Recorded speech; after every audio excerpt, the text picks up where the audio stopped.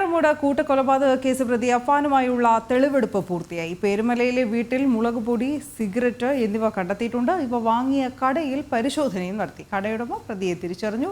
വാപ്പയുടെ സഹോദരൻ അബ്ദുൾ ലത്തീഫിന്റെ വീട്ടിൽ നടത്തിയ തെളിവെടുപ്പിൽ വീടിന്റെ താക്കോൽ കൂടി കണ്ടെടുത്തിട്ടുണ്ട്.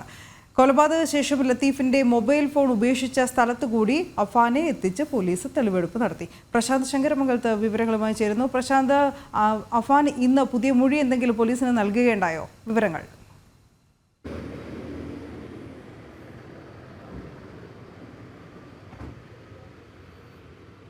സമഗ്രമായൊരു തെളിവെടുപ്പാണ് ഇന്ന് നടന്നത്. ആദ്യം ഈ കൊലപാതകത്തിലെ രണ്ടാം കൊലപാതകം നടന്ന അബ്ദുൾ ലത്തീഫിന്റെ വീട്ടിലാണ് ആദ്യം തെളിവെടുപ്പ് നടത്തിയത്. അതായത് ഈ പ്രതി അഫാന്റെ പിതൃ സഹോദരൻ അബ്ദുൾ ലത്തീഫിന്റെ ചുള്ളാളത്തെ വീട്ടിൽ, എസ് എൻ പുരത്തുള്ള വീട്ടിലെത്തിച്ചാണ് തെളിവെടുപ്പ് നടത്തിയത്. യാതൊരു ഭാവവ്യത്യാസവും പ്രതി അഫാൻ ഉണ്ടായിരുന്നില്ല. കാര്യങ്ങളെല്ലാം, അതായത് കൊലപാതകം നടത്തിയ കാര്യങ്ങളെല്ലാം വിശദമായിട്ട് പറഞ്ഞു പോലീസിനോട് വിവരിച്ചു കൊടുത്തു. അതായത് ഈ ആദ്യം കൊലപ്പെടുത്തുന്നത് അബ്ദുൾ ലത്തീഫിനെയാണ്. തുടർന്ന് നിലവിളി കേട്ടെത്തിയ സാജിദ, അബ്ദുൾ ലത്തീഫിൻ്റെ ഭാര്യ സാജിദയും കൊലപ്പെടുത്തുകയും ചെയ്തു. തുടർന്നാണ് അവിടെ നിന്ന് ഇറങ്ങുന്നത്. അവിടെ നിന്ന് ഇറങ്ങുമ്പോൾ മൊബൈൽ ഫോണും, അബ്ദുൾ ലത്തീഫിൻ്റെ മൊബൈൽ ഫോണും താക്കോൽ കൂട്ടവും എടുത്തിരുന്നു. ആ താക്കോൽ കൂട്ടം ഉപേക്ഷിച്ച സ്ഥലം അത് വീടിനോട് ചേർന്ന് കിടക്കുന്ന ഒരു സ്ഥലത്താണ്. ആ സ്ഥലത്തും പോലീസ് പരിശോധന നടത്തി. പോലീസിനോട് ഇക്കാര്യവും, അതായത് ഈ മൊബൈൽ ഫോൺ വലിച്ചെറിഞ്ഞടക്കമുള്ള കാര്യങ്ങളും പ്രതി പറഞ്ഞു കൊടുത്തു. ആ പ്രതി പറഞ്ഞു കൊടുത്ത സ്ഥലത്ത് പരിശോധന നടത്തിയതിൽ ഈ താക്കോൽ കൂട്ടവും അതോടൊപ്പം തന്നെ മൊബൈൽ ഫോണും കണ്ടെടുക്കുകയും ചെയ്തു. രണ്ടാമത് പേരുമലയിലെ അഫാന്റെ വീട്ടിൽ എത്തിച്ച് തെളിവെടുപ്പ് നടത്തുന്നത്. ഈ വീട്ടിൽ നിന്നാണ് മുളക് പൊടിയും സിഗരറ്റും അടക്കമുള്ളവ കണ്ടെത്തുകയും ചെയ്തു. തുടർന്ന് മുളക് പൊടി വാങ്ങിയ കടയിലും അതോടൊപ്പം തന്നെ എലിവിഷം വാങ്ങിയ കടയിലാണ് ആദ്യം പരിശോധന നടത്തുന്നത്.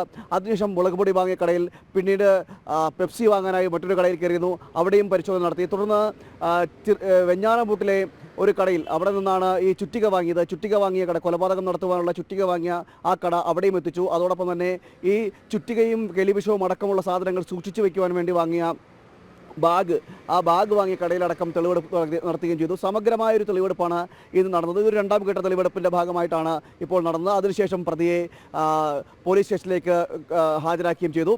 ഇനി കൂടുതൽ ചോദ്യം ചെയ്യൽ നടക്കും. കാരണം ഈ വെളിപ്പെടുത്തൽ കിടക്കുന്ന നേരത്തെ ഉണ്ടായത് സമാന്തരമായിട്ടുള്ള മൊഴികളിൽ വൈരുദ്ധ്യമുണ്ടെന്ന് നമുക്ക് മനസ്സിലാകുന്നുണ്ടായിരുന്നു. പോലീസ് തന്നെ പറയുന്നുണ്ടായിരുന്നു. ആദ്യം പറഞ്ഞ മൊഴിയും രണ്ടാമത് തെളിവെടുപ്പിന് ഈ അബ്ദുൾ ലത്തീഫിൻ്റെ വീട്ടിലെത്തിയ മൊഴികളും തമ്മിൽ ചില വൈരുദ്ധ്യങ്ങൾ ഉള്ളതായി പോലീസ് പറയുന്നുണ്ട്.